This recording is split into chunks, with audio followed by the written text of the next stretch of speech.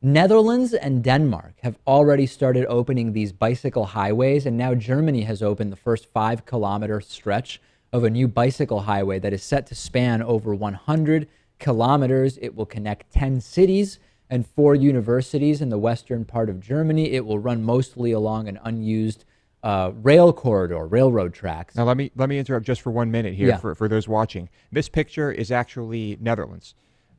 So I couldn't find a picture of the one that we're talking about in Germany, unfortunately. Fair enough, and I appreciate, Lewis, that you're seeking clarity this evening. Yeah, almost 2 million people are live within the 2 kilometers of this route, and we see electric bicycles, which are increasingly used to go on the uphill sections of many bike paths.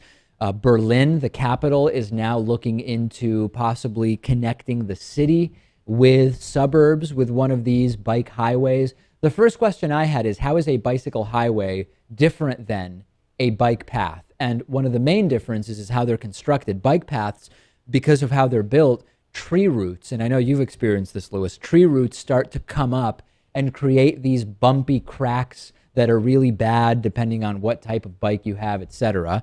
Bike paths also can suddenly end or merge with a bus lane or regular streets. Bicycle highways will not. And these bicycle highways are going to be far wider, 13 feet, than bike paths. So they will actually have passing lanes. They will actually have overpasses and underpasses, whereas bike paths may not. So that is a difference. And in addition, these bicycle highways will be lit and cleared of snow during winter. Some financing issues are coming up, but this is very, very interesting. It's wonderful.